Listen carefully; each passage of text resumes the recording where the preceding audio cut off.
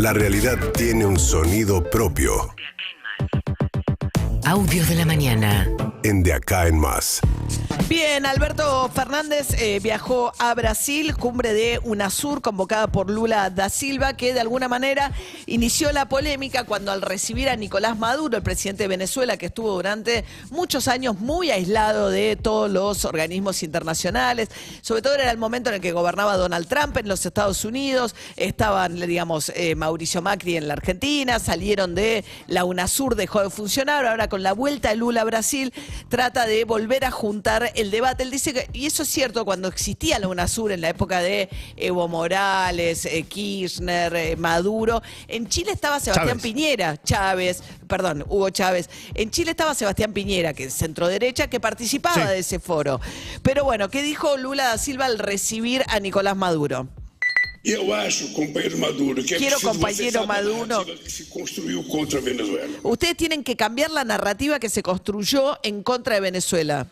Da antidemocracia, do autoritarismo. De que es antidemocrático, de que es autoritario. Então eu acho que cabe a Venezuela mostrar.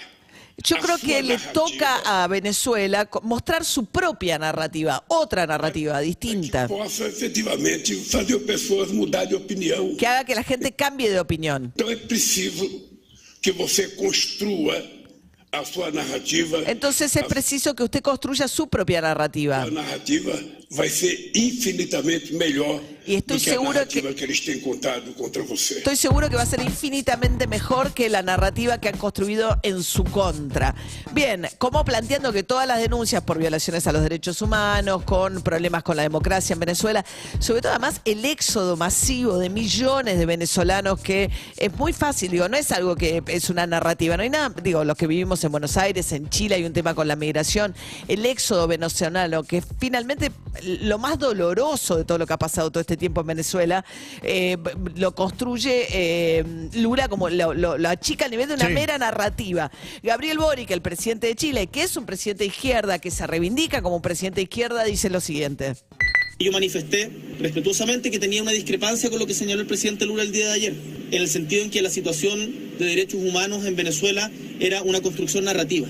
No es una construcción narrativa, es una realidad, es seria, y he tenido la oportunidad de verla en los ojos y en el dolor de cientos de miles de venezolanos que hoy día están en nuestra patria y que exigen también una posición firme y clara respecto a que los derechos humanos deben ser respetados siempre y en todo lugar, independiente del color político del gobernante de turno. Y eso aplica para todos nosotros. Bien, hay un tema, obviamente, hubo protestas en su momento en Venezuela con una represión del accionar de la policía, hubo un intento de la comunidad internacional de reconocer a otro presidente que era Guaidó, porque no le reconocen la legitimidad de la última elección de Maduro, que se dio en condiciones, digamos, de muy poca competencia democrática. Después hubo un proceso de tratar de negociar con la oposición, que es lo que está tratando de apoyar un sector de la comunidad. Lula está en un nivel de torpeza muy importante y le está pasando en la gestión de gobierno, digamos. Intenta, como cuando intentó culpar también que las potencias occidentales estaban alargando la guerra entre Rusia y Ucrania, lo cual le valió el repudio al presidente de Ucrania, que lo dejó plantado. Digamos, una cosa es intentar generar diálogos, pero hay tomas de posiciones que dejan muy descolocada a la Cancillería brasileña. En este caso, bueno, el que tiene una posición siempre muy crítica a Venezuela es el presidente del Uruguay, Lacalle Pou, que la reiteró. Ya saben lo que nosotros pensamos con respecto a Venezuela y al gobierno de Venezuela. Ahora, si hay tantos grupos en el mundo que están tratando de mediar para que la democracia sea plena en Venezuela, lo peor que podemos hacer es tapar el sol con un dedo. Pongámosle el nombre que tiene y ayudemos. Y lo digo porque hasta hace poco tiempo Uruguay no tenía embajador en Venezuela. Y nosotros nombramos un embajador en Venezuela. Porque nuestra afinidad es con el pueblo venezolano. Y no nos corresponde a nosotros elegir el gobierno, pero sí tenemos la posibilidad de opinar.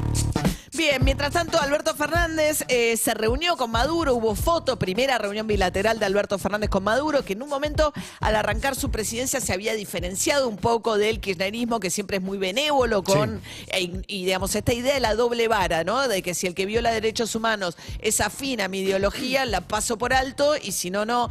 La cuestión es que Alberto Fernández había sido crítico, después termina con esta foto, sacan un comunicado en el que habla de que tiene que haber una hoja de ruta negociada con la oposición para que haya garantías para el proceso electoral del 2024, intentando plantear que lo importante es que las próximas elecciones sean competitivas. No hay ninguna referencia a violaciones a los derechos humanos en el comunicado. Dice: Argentina reiteró la necesidad de que se quiten sanciones. Hay sanciones impuestas por Estados Unidos, que además Joe Biden, con mucho pragmatismo, cuando arranca la guerra entre Rusia y Ucrania, las levanta porque por la producción petrolera, digamos, una parte ha levantado de las sanciones para que Venezuela retomara la producción. Hay negociaciones entre Estados Unidos. Desde que está la gestión demócrata, se apostó más al diálogo que a la confrontación.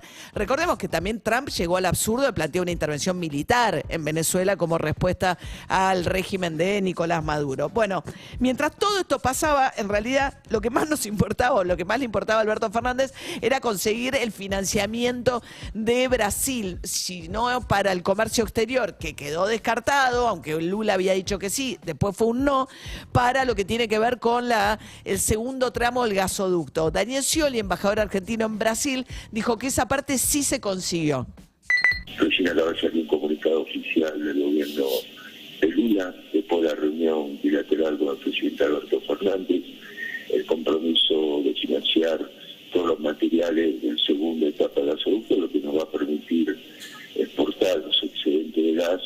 Por otra parte, otro de los puntos muy importantes que habíamos venido a plantear en esta visita es el tema de la energía eléctrica. Brasil se compromete a proveernos de toda la energía eléctrica que Argentina necesita, pagándola a plazo más largo de lo que lo hacíamos ahora, que comprime el uso de reservas y cuesta más barato esa energía que lo que sería importar. Energía eléctrica, Argentina, Brasil está con un excedente porque tuvo lluvias, muchísimas lluvias, así como nosotros tuvimos el efecto de la sequía. Brasil tuvo mucha lluvia, entonces está con un excedente que puede mandar, pero a la vez depende del gas de Bolivia, que se están cayendo las reservas, con lo cual para Brasil es importante que Argentina termine el segundo tramo, arranque con el segundo tramo del gasoducto, que se va a inaugurar ahora, que va de Vaca Muerta a Saliqueló, y falta hacia el norte. Eso permitiría exportar a Brasil. El tema es que Argentina no tiene plata para financiar ese segundo tramo del gasoducto, mucho menos dólares. Lo que ofrecen es, a través del Banco de Desarrollo brasileño, que es el Bandes, que financie la compra de las chapas, que se las compra al propio Techint, que es la misma empresa que hizo el gasoducto, que produce esas chapas en Brasil, para que traiga y haga el segundo tramo, ¿no? Sí, lo que no financia es la obra de infraestructura, solamente la operación de la importación de la chapa y los caños. Eso que hizo Massa, estaba en China, habían querido que Brasil ayudara con el BRIC. El BRIC es un conjunto de países muy ricos que están la India, China, Sudáfrica, Brasil, y que preside Dilma Rousseff, que tiene un banco de inversiones, pero solo para los países miembros. Claro. Ayer le preguntaron a Haddad, el ministro de Economía, que participó de esa reunión, hablaron de la propuesta argentina, a ver si le pueden... Dice, no tuvimos tiempo. Fue medio un desaire. Sí. Con lo cual esa parte fue un no. No, porque tienen que modificar el estatuto. El artículo 7 del estatuto del Banco del Desarrollo del BRIC dice que se le presta a los socios, no se le presta a alguien de afuera. Bien, no consiguió esa plata, ahora dice que sí van a seguir adelante. Anunció Massa ayer en su primer día de visita a China que van a seguir adelante con la obra de la represa hidroeléctrica Zepernik-Kirchner en el sur, y que eso va a significar que los chinos, una empresa china que siempre tiene participación estatal, gire hasta casi 600 millones de dólares en el corto plazo. Mientras tanto, Jorge Macri, ayer ungido candidato por un método muy raro, que fue un método de comparamos encuestas, está más fuerte que Fernán Quirós, abajo Quirós, arriba Macri, candidato de Larreta y de Bullrich. Lo van a compartir los dos. No, porque son dos boletas separadas, o sea que no lo comparten. Lo comparten en los dichos, pero no en la boleta, porque se va a votar en un cuarto para jefe de gobierno y en otro lugar para presidente en la Ciudad de Buenos Aires, y ahí va a competir contra Martín Lustó en la interna de Juntos por el Cambio para ver cuál es el candidato en la elección general. ¿Qué dijo Jorge Macri? Yo tengo mucho para darle a la ciudad, tengo pasión, tengo ganas, viví más de 41 años en esta ciudad, vivo acá, hace casi 2 años que soy parte de este equipo, lo que me ha dado, además de la experiencia en Vicente López, sumarle ya un recorrido dentro de este equipo al que valoro y respeto. Tengo una mirada muy distinta a la que tiene el kirchnerismo y vengo, entre otras cosas, a defender a esta ciudad de un ataque permanente que el kirchnerismo hace sobre esta ciudad, porque es raro, la detestan, la agreden, la persiguen, intentan segregarla, pero la eligen para vivir, ¿no? Esa esquizofrenia que a veces plantea el kirchnerismo.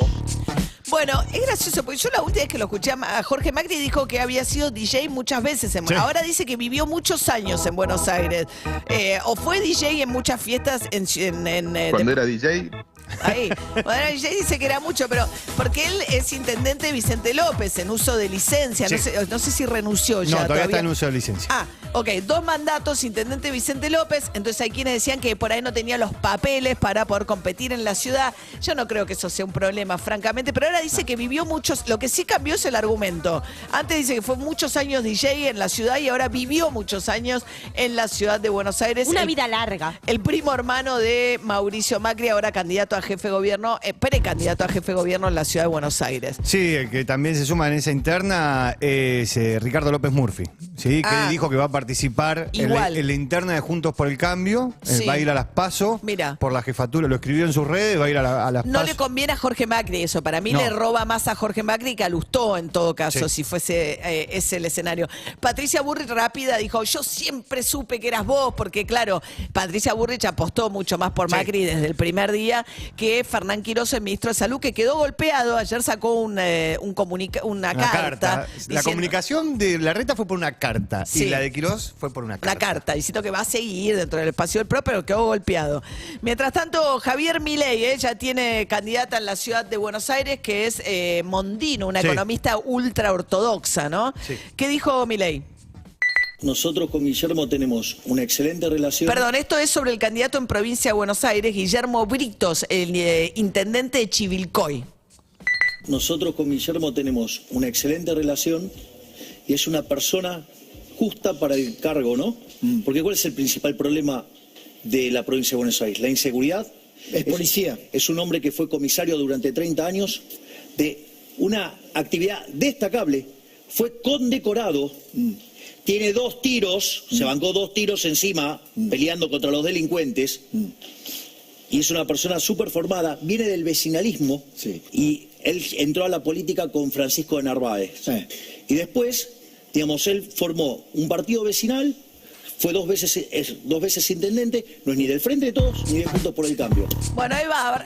Esta última etapa del armado de Milei es más coherente que el que tuvo en otras provincias, digamos, ¿no? Encontrando un candidato, una candidata más afín en la ciudad de Buenos Aires, eligió a Victoria Montenegro como candidata a vice. Las últimas candidaturas que anunció tienen un armado un poco más coherente que lo que le vimos hacer en algunas provincias, ¿no? A Milei. Coherente en términos de la oferta ideológica que él pretende hacer en el plano electoral, ¿no? Muy bien, 7:14 de la mañana. Pearl Jam, Daughter.